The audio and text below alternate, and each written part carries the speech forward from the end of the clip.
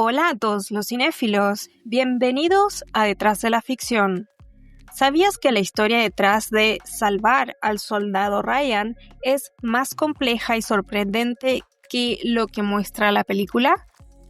Hoy vamos a comparar una de las películas más impactantes de la Segunda Guerra Mundial con los hechos reales que la inspiraron.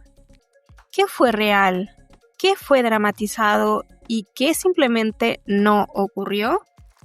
Acompáñenme a descubrirlo juntos.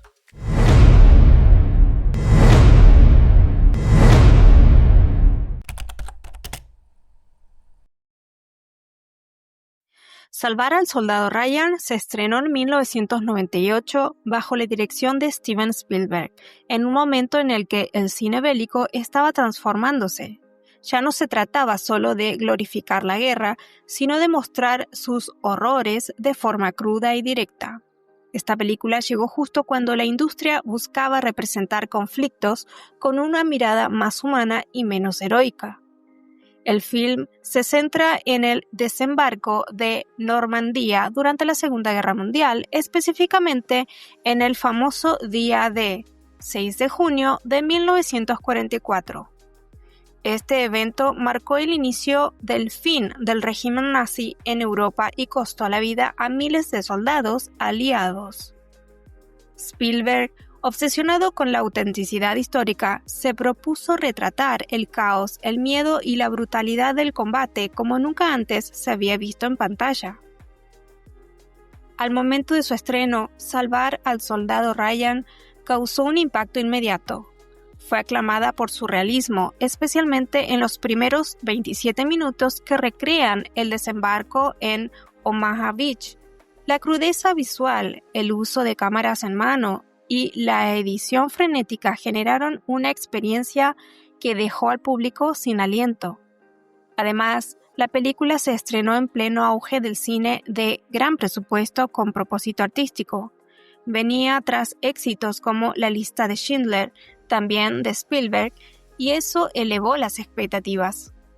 La crítica no tardó en posicionarla como un nuevo estándar dentro del género bélico y rápidamente se convirtió en tema de conversación, no solo en círculos cinéfilos, sino también en ambientes académicos e históricos. Incluso veteranos de guerra expresaron emociones encontradas. Para algunos era lo más cercano a vivir el infierno del campo de batalla, para otros demasiado intenso. Lo cierto es que el cine no volvió a ser igual después de ella.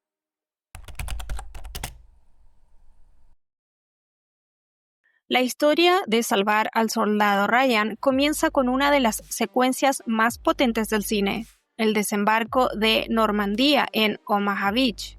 La película no suaviza nada. Balas que atraviesan cuerpos, explosiones ensordecedoras, soldados gritando, heridos arrastrándose por la arena. Spielberg no da respiro. Y esa elección no fue casual. Su intención era que el espectador sintiera la brutalidad desde el primer segundo. Después de esa escena devastadora, la historia da un giro hacia una misión mucho más íntima. Nos presentan al capitán John Miller, interpretado por Tom Hanks, quien recibe la orden de encontrar y traer de vuelta a casa al soldado James Francis Ryan, interpretado por Matt Damon. ¿Por qué? Porque sus 3 hermanos han muerto en combate, y el alto mando considera que ningún padre debería perder a todos sus hijos en la guerra. El grupo liderado por Miller es una patrulla de 8 soldados que deben internarse en territorio enemigo para rescatar a un solo hombre. Este planteamiento genera un conflicto moral desde el principio. ¿Vale la pena de un solo soldado más que la de toda una unidad? A medida que avanza la trama, vemos cómo los soldados cuestionan sus órdenes, sus convicciones y su humanidad. Los personajes tienen trasfondos distintos y se convierten en arquetipos dentro de la narrativa. El médico empático, el francotirador religioso, el traductor inseguro, el soldado duro pero justo.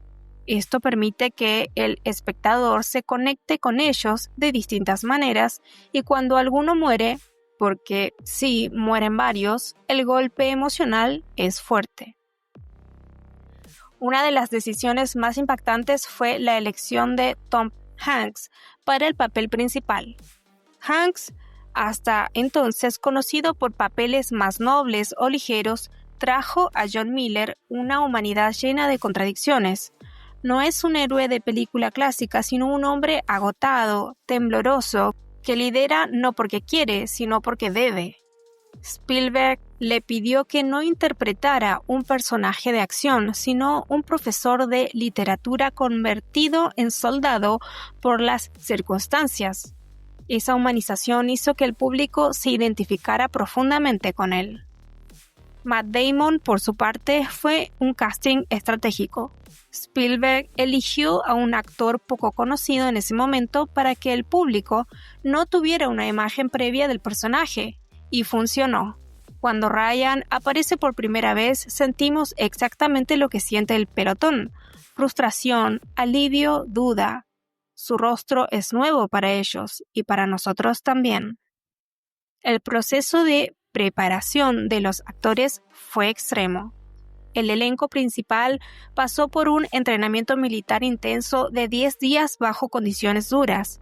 Dormían poco, comían raciones de combate y eran constantemente presionados físicamente. Tom Hanks, al igual que sus compañeros, no tuvo trato especial. Spielberg incluso prohibió que Matt Damon participara en ese entrenamiento para que los demás actores sintieran resentimiento real hacia él exactamente como debía sentirse en la película. En términos de producción, la película utilizó más de 1000 extras para recrear el desembarco de Omaha. Muchos eran miembros reales del ejército irlandés. Se usaron armas auténticas de la época, uniformes detallados al extremo y efectos prácticos para simular amputaciones, impactos y explosiones. La dirección de fotografía adoptó un estilo casi documental. Usaron obturadores modificados para que los movimientos fueran más cortantes, lo que da esa sensación de caos tan particular.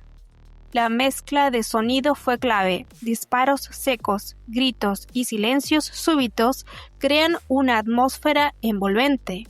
Todo esto llevó a que la película fuera nominada a 11 premios Oscars, ganando 5: Mejor Dirección, Mejor Fotografía, Mejor Edición, Mejor Sonido y Mejor Edición de Sonido.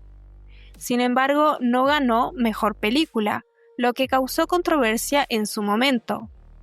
Ese año, Shakespeare Enamorado fue la vencedora y muchos aún lo consideran uno de los robos más grandes de la historia de los Oscar. Pero más allá de los premios, el verdadero reconocimiento vino del público y de los veteranos.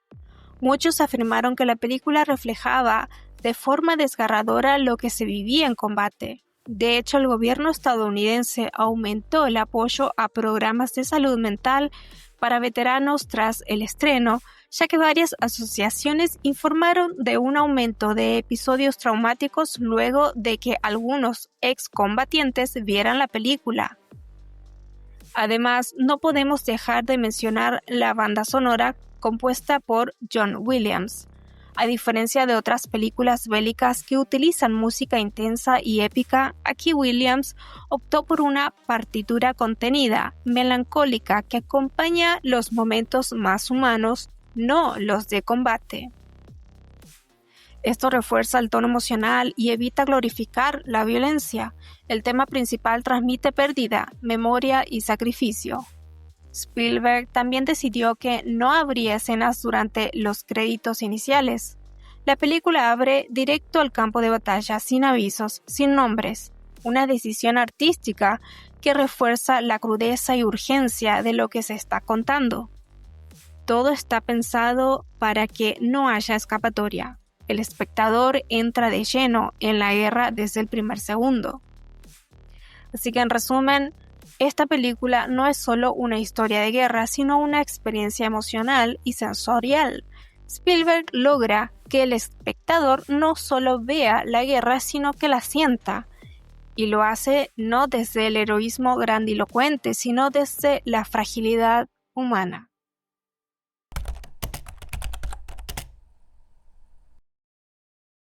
Aunque Salvar al Soldado Ryan no cuenta una historia 100% verídica, sí se basa en hechos reales, y hay momentos donde Spielberg eligió ser fiel a la historia, y otros donde decidió dramatizar por completo. Uno de los mayores aciertos históricos está en la representación del desembarco en Omaha Beach. Soldados reales que estuvieron allí afirmaron que nunca habían visto una recreación tan cercana a la realidad. El uso de cámaras en mano, sangre en el lente, sonidos distorsionados por explosiones, todo está pensado para simular el caos. De hecho, muchos veteranos abandonaron la sala de cine por revivir traumas. Esta fidelidad del trauma fue paradójicamente lo que más impactó al público. Sin embargo, el corazón de la película, la misión para rescatar a un solo soldado, no ocurrió exactamente como se muestra. Está inspirada en el caso real de los hermanos Niland, 4 soldados estadounidenses que luchaban en la Segunda Guerra Mundial. Cuando se pensó que 3 de ellos habían muerto, el ejército decidió enviar al cuarto de regreso a casa. A diferencia de la película, no hubo un escuadrón que arriesgara su vida para buscarlo. Fue una decisión administrativa, no una operación de rescate. En cuanto al personaje de John Miller, no está basada en una persona real. Es una figura compuesta que representa a muchos oficiales que lideraron misiones en territorio enemigo. Su papel sirve para explorar la carga psicológica del liderazgo en combate, el temblor en su mano, sus silencios, sus decisiones difíciles. Todo eso está documentado en testimonios de guerra reales, aunque él mismo no haya existido. Otra escena emblemática que merece análisis es cuando el pelotón encuentra a un soldado alemán capturado, lo libera y luego ese mismo hombre reaparece y mata a uno de sus compañeros. En la realidad, no hay registros documentados de que haya ocurrido una situación idéntica, pero está basada en la lógica del combate. Muchos soldados testificaron que, por humanidad, liberaban a enemigos rendidos, para luego encontrárselos otra vez en el frente. Es un dilema moral que Spielberg convierte en tragedia. También hay una escena donde los soldados encuentran un campanario desde donde un francotirador alemán elimina a varios hombres. Aunque esta ubicación no está basada en una batalla específica, refleja tácticas auténticas utilizadas por los alemanes en pueblos europeos. Es un ejemplo de cómo Spielberg recrea situaciones reales sin necesidad de que haya un hecho exacto detrás. Algo que sí está exagerado es el número de soldados enemigos que aparecen en la batalla final. El pequeño grupo defendiendo el puente parece casi invencible por momentos, y aunque hubo muchas operaciones de este estilo, grupos pequeños enfrentando fuerzas superiores, las probabilidades reales de éxito eran mucho menores. Spielberg sacrifica precisión en favor de tensión narrativa. En el terreno emocional, la película también toma licencias. La carta final de Abraham Lincoln, que se cita casi al cierre, sí es real, pero no fue escrita para la madre de los Niland. Spielberg la usa como símbolo, no como documentación. Es un ejemplo de cómo el cine configura el pasado para generar impacto emocional. Ahora bien, hay detalles que no muchos conocen. Por ejemplo, el protocolo que inspiró esta historia se llama Soul Survivor Policy, adaptado después de la muerte de los hermanos Sullivan durante la Segunda Guerra Mundial. Esa política establecía que si todos los hermanos de una familia morían en servicio, el sobreviviente debía ser retirado del frente. Esa es la base ética que dio origen a la historia de Ryan, aunque la película nunca lo menciona explícitamente. También es importante destacar que la película no representa a personajes reales con nombres y apellidos. Muchos soldados que combatieron en Normandía sintieron que salvar al soldado Ryan les ofrecía una especie de homenaje colectivo. La película les dio un rostro a los miles de combatientes anónimos y esa fue una decisión intencional por parte de Spielberg. Él mismo dijo que quería que cada espectador pensara en su propio abuelo, tío o familiar cuando viera a los personajes en pantalla. Además, el impacto de la película no fue solo cultural, también influyó en el reclutamiento militar. Se registró un aumento en el interés por ingresar al ejército después del estreno y se promovieron campañas de memoria histórica en escuelas y museos, especialmente en Estados Unidos. Finalmente, el impacto real de la película en el imaginario colectivo también distorsionó la percepción histórica. Tras su estreno, muchas personas pensaban que salvar al soldado Ryan era una recreación literal, y aunque tiene una base auténtica, su valor más grande no está en los hechos exactos, sino en cómo nos hace reflexionar sobre la guerra, el sacrificio y el precio de cada vida humana.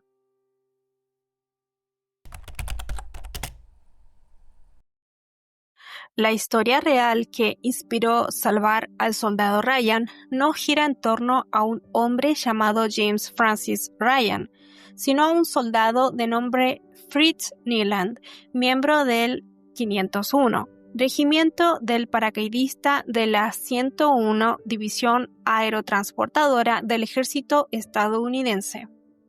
A diferencia de lo que muestra la película, su rescate no fue resultado de una operación de combate, sino de una intervención administrativa basada en una tragedia familiar. Fritz Nieland tenía 3 hermanos, Robert, Preston y Edward. Durante la Segunda Guerra Mundial, los 4 se encontraban en servicio activo en distintas divisiones del ejército. La familia era de origen irlandés, vivía en Nueva York y como muchas otras en la época tenía un fuerte sentido patriótico. Lo que nadie esperaba era que en cuestión de días recibirían noticias devastadoras. En junio de 1944, tras el día D, se les informó a los padres de Fritz que 3 de sus hijos habían muerto.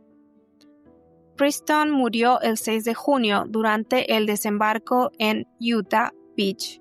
Robert fue abatido el 5 de junio, un día antes del día D, cuando su avión fue derribado sobre Birmania. Y Edward, quien servía con la Fuerza Aérea, había sido dado por muerto tras caer prisionero en el Teatro del Pacífico.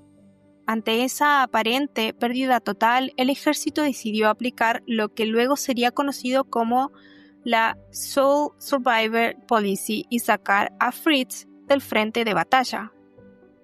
Aquí es donde las cosas se alejan de la narrativa heroica de Hollywood. Fritz no fue rescatado por un grupo de soldados bajo fuego cruzado. Fue un capellán, el padre Francis Sampson, quien gestionó su salida. Localizó a Fritz en Normandía, le informó de la muerte de sus hermanos y lo acompañó de regreso a Inglaterra para luego enviarlo a Estados Unidos. Lo más irónico y esperanzador de esta historia es que Edward, el hermano dado por muerto, en realidad estaba vivo. Había sido capturado por los japoneses y permanecía en un campo de prisioneros en Birmania. Fue liberado al final de la guerra. Así que en realidad la familia Nieland perdió a 2 hijos, no 3, aunque durante un tiempo lo creyeron así. Esta parte nunca se muestra en la película, pero añade una dimensión emocional más compleja y profundamente humana. La familia Nieland no fue la única que enfrentó una tragedia así. El caso más conocido y que motivó cambios en la política militar fue el de los hermanos Sullivan, 5 marineros que sirvieron en el mismo barco y murieron juntos cuando fue hundido en 1942. Después de eso, el gobierno estadounidense modificó su reglamento para evitar que hermanos sirvieran juntos en zonas de alto riesgo. Aunque no se conocía entonces como Sole Survivor Policy, fue la base para lo que vendría después. En el caso de Fritz Niland, al regresar a Estados Unidos, no fue retirado del ejército, pero sí se le asignaron tareas alejadas del combate directo. Pasó el resto de la guerra como instructor militar. Nunca buscó fama ni exposición mediática y su historia solo comenzó a conocerse décadas después gracias a los archivos del ejército y a investigaciones de historiadores militares. Otro detalle que difiere completamente de la ficción es el final. En la película, el capitán Miller muere en el cumplimiento de su deber, lo que refuerza el mensaje del sacrificio por el bien mayor. Pero en la vida real, el capellán Francis Sampson no solo sobrevivió a la guerra, sino que continuó con su vocación religiosa y llegó a ser considerado un héroe por su labor humanitaria entre soldados. La historia de los Nilan también pone en evidencia la complejidad de las decisiones militares durante un conflicto tan masivo como la Segunda Guerra Mundial. No se trataba solo de tácticas y batallas, sino de familias, traumas y decisiones con consecuencias emocionales duraderas. En muchos casos se enfrentaban a situaciones sin precedentes. ¿Cómo decides quién se queda en el frente y quién regresa a casa? ¿Cómo informas a una madre que ha perdido 3 hijos en días? Otro aspecto interesante es que el caso de los Neelan no fue ampliamente conocido en su época, a diferencia de los Sullivan, cuya historia fue utilizada con fines propagandísticos. La familia Neelan fue más bien protegida del foco público, quizás porque su tragedia no tenía un mensaje claro o funcional para el gobierno. No fue un acto heroico colectivo, sino una acumulación de malas noticias y un intento tardío de proteger lo poco que quedaba. El paralelo con Salvar al Soldado Ryan no está tanto en la misión como tal, sino en el espíritu. Spielberg, al conocer esta historia, no buscaba recrearla exactamente. Lo que le interesaba era reflexionar sobre el valor de una vida individual en medio de una guerra diseñada para pensar en miles de vidas a la vez. ¿Cuánto vale una madre que no pierde a su último hijo? ¿Qué responsabilidad tiene el ejército frente al dolor familiar? ¿Y cómo se construyen las narrativas que elegimos recordar? Al final, el verdadero impacto de la historia de Fritz Niland no está en la espectacularidad, sino en su humanidad. No fue rescatado bajo fuego cruzado, pero sí fue salvado de un sistema que podría haberlo destruido emocionalmente. Y esa fue una victoria más silenciosa, pero no menos valiosa. La historia detrás de Salvar al Soldado Ryan nos recuerda que, aunque el cine puede tomarse licencias, su poder radica en emocionar, en hacer preguntas, en ponerle rostro a lo que muchas veces queda perdido en las cifras. La misión de rescatar a un solo hombre puede no haber ocurrido tal como lo vimos en pantalla, pero sí representa algo mucho más profundo, la voluntad de proteger la humanidad en medio del caos. Fritz Niland, sus hermanos y tantos otros soldados reales nos muestran que la guerra no es una narrativa lineal de héroes y villanos, sino una suma de decisiones difíciles, de pérdidas irreparables y de silencios que todavía resuenan. El cine, cuando está bien hecho, no tiene que ser completamente fiel a los hechos reales para hacernos sentir la verdad. Spielberg no reconstruyó una operación militar, reconstruyó un dilema moral. Y eso es lo que hace grande a una historia. Si te gustó este análisis, no olvides revisar otros episodios donde comparamos cine y realidad, porque a veces la ficción no está tan lejos de los hechos. Esto fue Detrás de la Ficción y nos veremos en el próximo video.